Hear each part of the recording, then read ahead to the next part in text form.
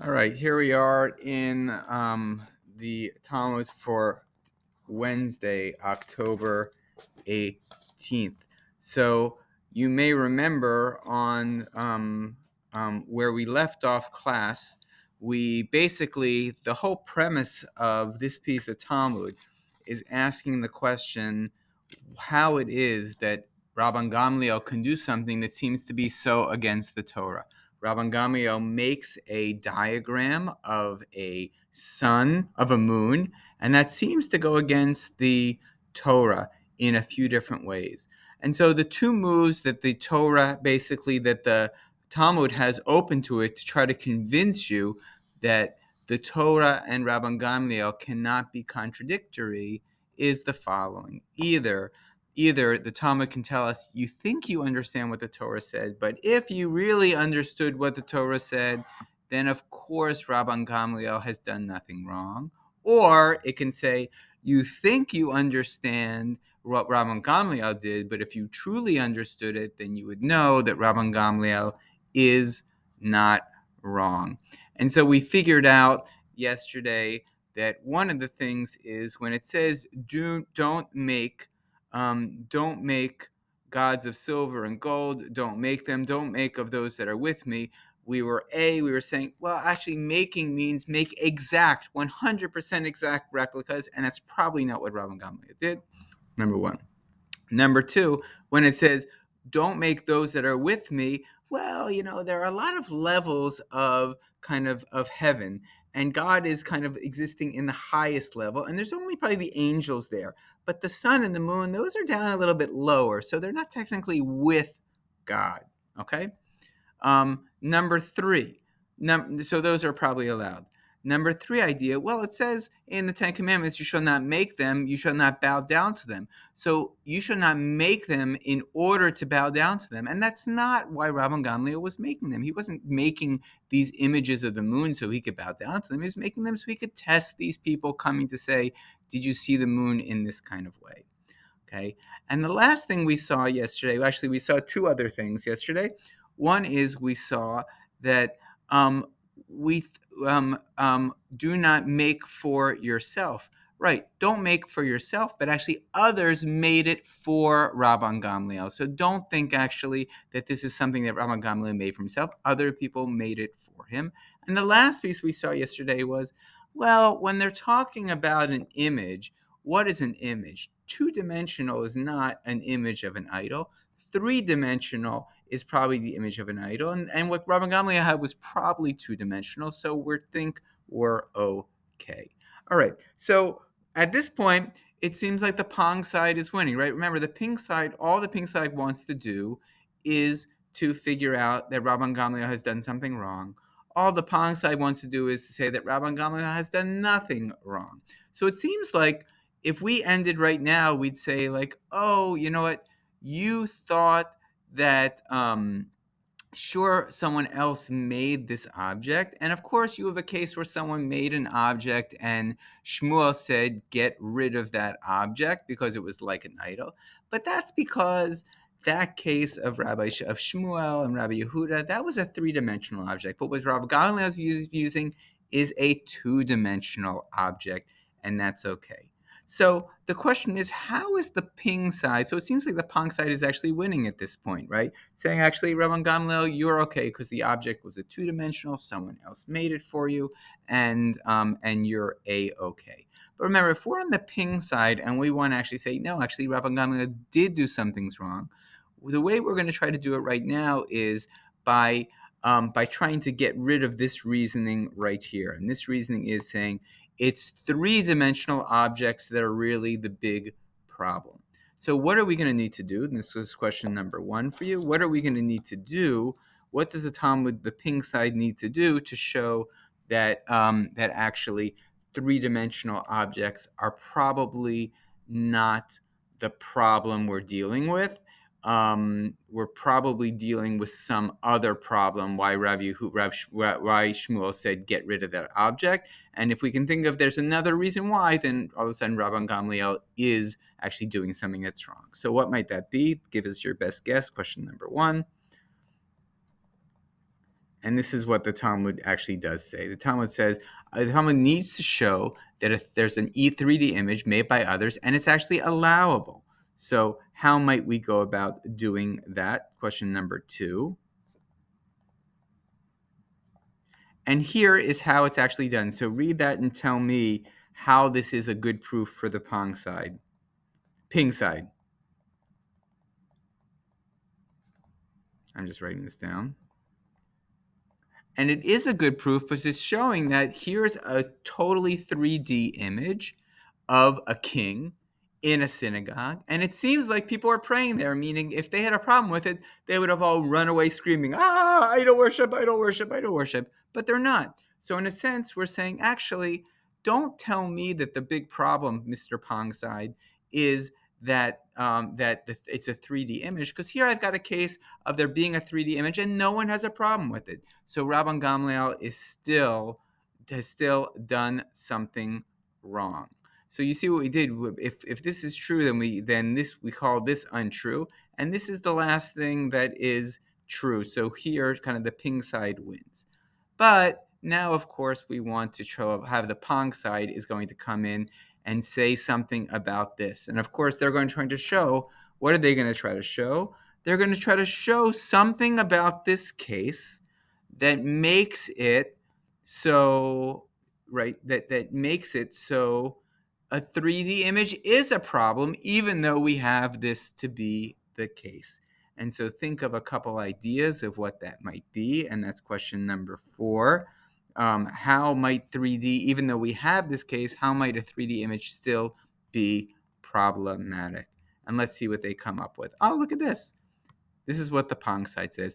We should normally be concerned about a 3D image made by others, but in this synagogue case, those rabbis were not concerned because, and we come up with this phrase right here of Rabim She'ani. She'ani is a term that you need to know, which means different. It's actually kind of a technical term that you'll see it come up again and again in the Torah to show, oh yeah, that case it's a little bit different, because the Rabim, the Rabim means many, because this was a place where many people were. And in some way, the fact that there were many people there, it actually proves the fact that this can't be a problematic thing, having this statue of the king. And we know it's not problematic because everyone's there, right? However, if there was a single person there, then we're going to be suspicious of it possibly being idol worship. There's a sense of like, if everyone is doing it, it can't be wrong. By the way, we had a big discussion about this in class. Like, is that actually true? Is it actually not true? Right. So if we are now, right, and if that is true, then all of a sudden the case of the synagogue with the statue can't be used as a proof. And we basically say, actually, normally it's 3D images that are problematic, but in our case, we are not going to be problematic because Rabban Gamliel was using a 2D image. Okay, sorry about that. So what does the Pong side need to do here to show us? Sorry, the Ping side need to do here. What does the Ping side need to do in order to say, this is question number 5, Rabban Gamliel is still problematic? Okay, what would the Ping side need to say? And basically, we can, right, if not many people were around, then certainly, so read this and you're going to be able to figure out what the Talmud's going to say. So question number 5 is, what do you think the Talmud's going to say on this side? And look at what they do say. Ha Rabban Gamliel Yachidu. By the way, ha means like oh my God. It actually probably means something like ha, right? Like, I've got an answer for you. It means like, but surely, right? Surely Rabban Gamliel, he is a Yachid. He's alone. He's a singular person. So how can you say that okay, if there are a lot of people there, I understand that maybe we're not so suspicious of a 3D object, but when one person is there, surely we need to be concerned that maybe idol worship is going on. Okay, so what is the right? What is the Talmud going to say back if we're on the Pong side of things? This is question number 6. What's the Pong side going to say? What does it have to say? Okay, and what does it say? It says he's the Nasi. He's the head of the entire Jewish world. It's like he's President Biden. Does President Biden ever have time alone? Sure, you're a singular person, but you're never, ever, ever alone. And people are saying in class, he's testing someone. Of course he's not alone. There's at least two people always there. He is never, never, never alone. And if we end right here, and we probably kind of should end right here, we would know that, oh my goodness, actually, the Pong side has won.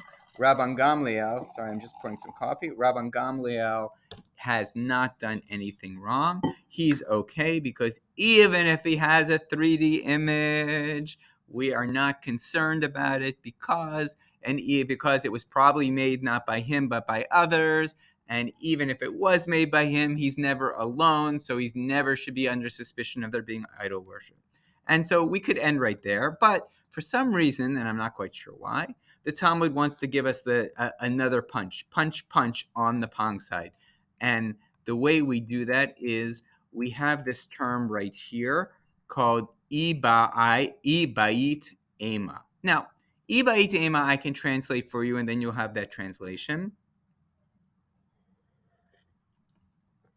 But ibait ema means a little bit more than what it means, and this is kind of a technical term.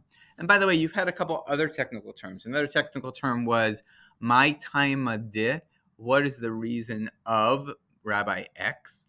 We also had a term called okimta or b'mai okimta. What is the specific narrow case we're talking about here?